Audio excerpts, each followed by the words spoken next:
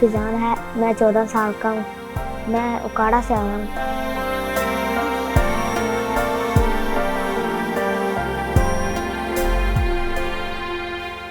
مجھے چوٹ لگی تھی اور درد ہوتی تھی پہلے پھر ٹانگ ٹوٹ گئی، ہڈی ٹوٹ گئی۔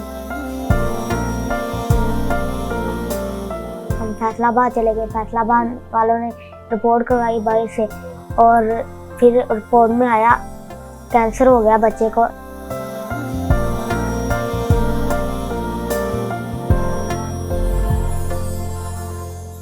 ہماری گلی کا ایک ڈاکٹر ہے، ان لوگوں نے پھر کہا اس کا شوکت خانے میں علاج ہوگا۔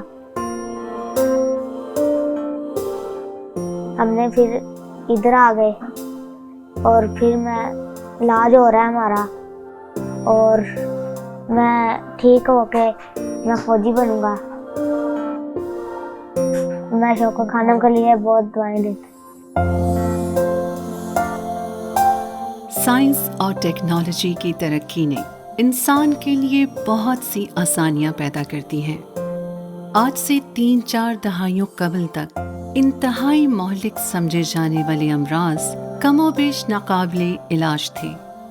ہر شخص ایسے امراض کے علاج کی سکت نہیں رکھتا تھا۔ ایسے ہی ایک مہلک مرض میں پاکستان کے سابق ورلڈ کپ جیتنے والے کرکٹ کپتان اور قومی ہیرو عمران خان کی والدہ شوکت خانم بھی مبتلا ہوئیں۔ وہ کینسر جیسے جان لیوا مرض سے لڑتے ہوئے جس کرب اور اذیت سے دوچار ہوئیں، اس تکلیف دہ تجربے سے گزرنے کے بعد عمران خان نے ایسا قدم اٹھانے کا فیصلہ کیا جس کے بعد کسی کو اس مہنگے اور لا علاج مرض کے باعث اپنی ماں جیسی ہستی کھونی نہ پڑے۔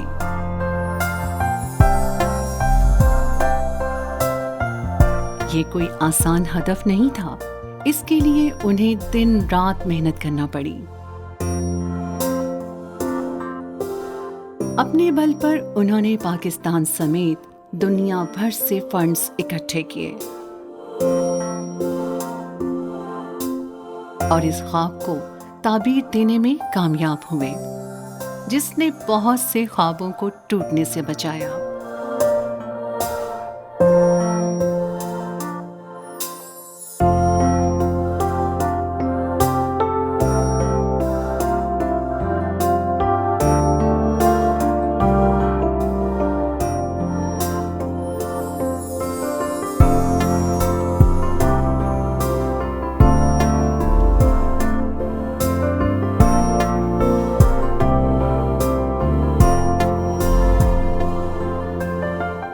آج شوکت خانم میموریل کینسر ہسپتال اینڈ ریسرچ سینٹر دنیا کے صف اول کے ہسپتالوں میں شمار کیا جاتا ہے۔ اس کی state of the art building, جدید ترین سہولیات، انتہائی منظم طریقہ کار اور تشخیص و علاج کی معیاری سہولیات اسے دنیا کے بہترین کینسر کیئر ہسپتالوں میں شمار کرنے کا باعث ہیں۔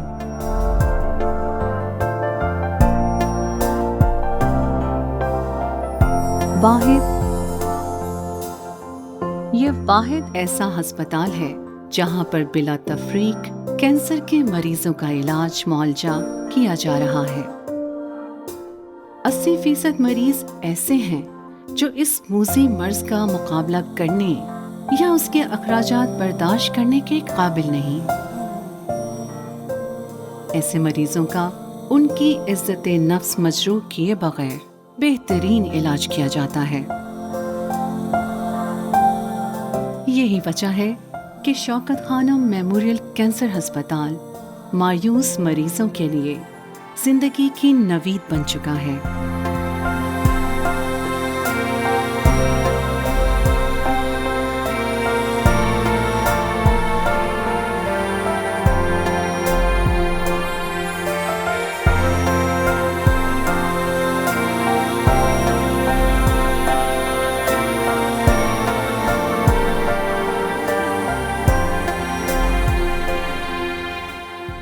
شوکت خانم کا مشن بڑا واضح ہے جی۔ پہلا اس کا جز جو ہے وہ یہ ہے کہ شوکت خانم ایک ماڈل انسٹیٹیوٹ ہے، اور ماڈل سے مراد یہ ہے کہ ایک ایسا ادارہ ہے جو ہم سمجھتے ہیں کہ جس کو کاپی کیا جا سکتا ہے، جس کی نقل کی جا سکتی ہے، جس میں سے اچھی چیزیں جو ہیں ان کو اپنایا جا سکتا ہے۔ دوسرا جو جز ہے وہ یہ کہ یہ کینسر اور اس کے ماڈرن علاج سے متعلق ہے، تو وہ تمام چیزیں جو سائنٹیفکلی پروون ہو سکیں، وہ طریقہ علاج، یہ تشخیص وہ یہاں استعمال کی جائیں گی۔ تیسری چیز یہ ہے کہ اس میں ان تمام لوگوں کو رسائی حاصل ہونے کی ضرورت ہے، یا ہمیں اس کو ممکن بنانے کی ضرورت ہے، جو خود سے اپنا کینسر کا علاج نہیں کر سکتے، ان ادر ورڈز جو اس ملک کے غریب لوگ ہیں۔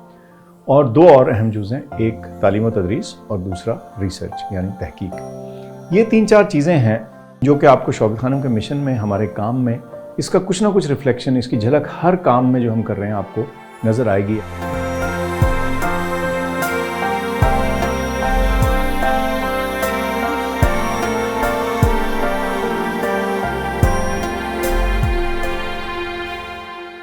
یہاں کینسر کے علاج کے ساتھ ساتھ اس مرض کی روک تھام کے لیے بنایا گیا کینسر ریسرچ سینٹر بھی اپنی مثال آپ ہے، جس میں معالج حضرات انسانیت کو اس انتہائی مہلک مرض سے بچانے کے لیے جدید طریقہ علاج کی تربیت کے ساتھ ساتھ تحقیق میں دن رات کوشاں ہیں۔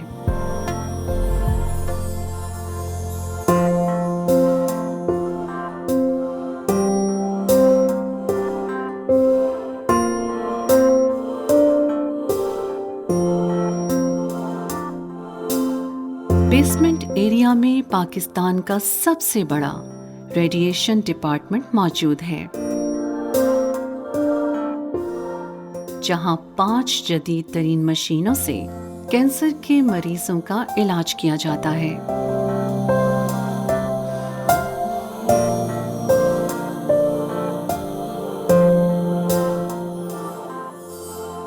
گراؤنڈ فلور پر واقع walk in clinic per doctors cancer کے ستائے مریضوں کا بلا تخصیص معائنہ کرتے اور ان کے علاج کے متعلق رہنمائی فراہم کرتے ہیں۔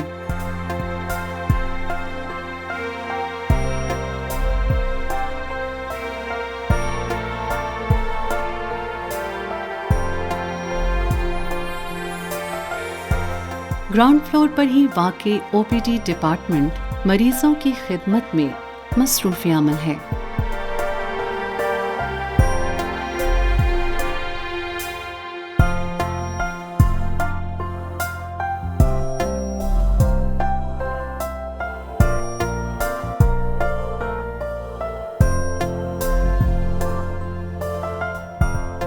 شوکت خانم کی جو سروسز ہیں ان کا مین فوکس جو ہے نا، ان کا محور ہے کینسر کیئر۔ اس کیئر کو پرووائڈ کرنے کے لیے چاہے سرجیکل آنکالوجی چاہیے ہو، چاہے میڈیکل آنکالوجی چاہیے ہو۔ میڈیکل آنکالوجی سے مراد یہ ہے کہ کینسر کا وہ علاج جو دواؤں کے ذریعے ہوتا ہے، گولیوں کے، انجیکشنز اس کے ذریعے، اور سرجیکل آنکالوجی وہ ہے جہاں آپریشن کر کے علاج کیا جاتا ہے، اور ریڈیشن وہ ہوتی ہے جس میں آپ شعاعیں لگاتے ہیں۔ اب ہر کینسر میں ان 3 مختلف، یا بلکہ کئی دفعہ امیونو تھراپی بھی ہوتی ہے، ان 3 مختلف یا 4 مختلف جو طریقہ علاج ہیں، اس کا کامبینیشن یوز کیا جاتا ہے۔ کسی کینسر میں ایک زیادہ مؤثر ہے، کسی میں دوسرا ہے، کسی میں 2 چیزیں چلتی ہیں، کسی میں 3 چلتی ہیں، کسی میں 4 چلتی ہیں۔ تو جو مین فوکس ہے شوکت خانم کی تمام سروسز اور ایکٹیویٹیز کا، وہ کینسر کے اوپر فوکس ہے۔ اب اس کے لیے اگر آپ نے ڈائگنوسٹکس اچھی رکھنی ہے تو وہ بھی آپ نے کرنی ہے۔ اگر آپ کو انٹینسو کیئر یونٹ چاہیے تو ظاہر ہے بیمار مریض بھی ہوتے ہیں، وہ بھی چاہیے۔ آپریشن تھیٹرز چاہیے، ظاہر ہے آپ نے آپریشن کرنا ہے۔ تو یہ تمام جو تشخیصی جسے کہتے ہیں سہولیات ہیں یا جو علاج کے لیے ہیں، وہ سب موجود ہیں۔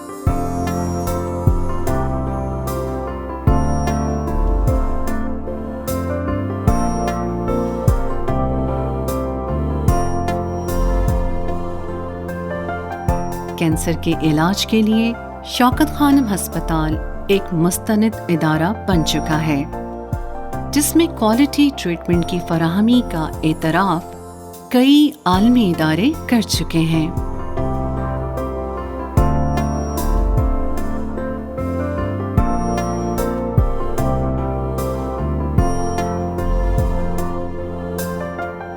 شوکت خانم ہسپتال لاہور پاکستان بھر کے کینسر سے متاثرہ مریضوں کی واحد علاج گاہ تھی۔ जहां खैबर से मकरान तक के मरीजों का तांता बंधा रहता था। खुसूसन खैबर पख्तूनख्वा और उससे मलहका इलाकों के मरीजों के लिए शौकत खानम हस्पताल पेशावर कायम किया गया।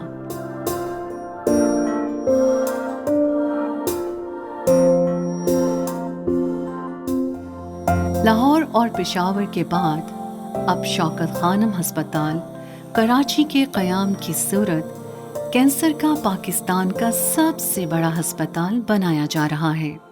लेकिन ये जितना बड़ा प्रोजेक्ट है, उसकी बरवक्त तकमील और फालियत के लिए हर शख्स को शौकत खानम ट्रस्ट का हाथ बटाना होगा, ताकि इस महंगे तरीन इलाज की बिला तात्तुल फराहमी को यकीनी बनाया जा सके।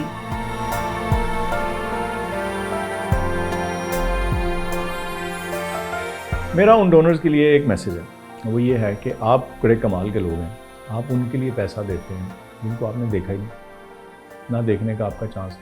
आप किसी और शहर में, किसी और मुल्क में हैं, शहर में भी हैं, तो ज़रूरी तो नहीं कि आपके पैसे से जो फैज़याब हो रहा है आप उसको देखेंगे नहीं।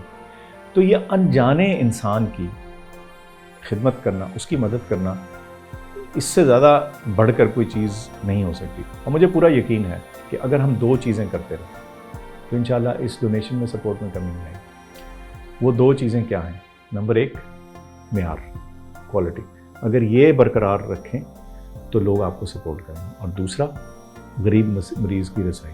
ये दो चीज़ें अगर आप पूरी कर लें ना अपने मिशन में से, तो ख़ुद ब खुद इस मुल्क के लोग, पाकिस्तानी जहाँ कहीं बैठे हैं, अंदर मुल्क से बाहर, वो बेदरेग और बड़े फराख दिली से अपनी डोनेशन और ज़कात देते हैं। और ये बड़ी इंस्पिरेशन है।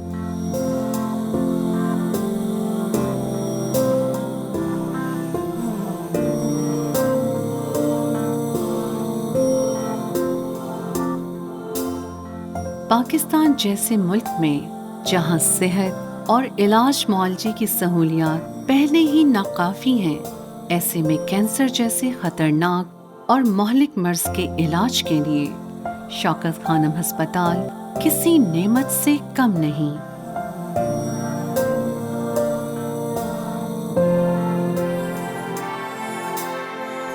लेकिन करोड़ों की आबादी के लिए 3 अस्पताल नाकाफी हैं।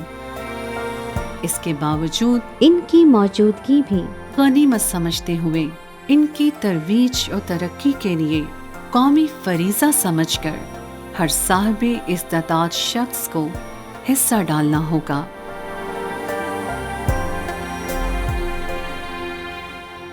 ताकि ये इदारे मुरझाए हुए चेहरों को जिंदगी की रौनकें लौटा सकें।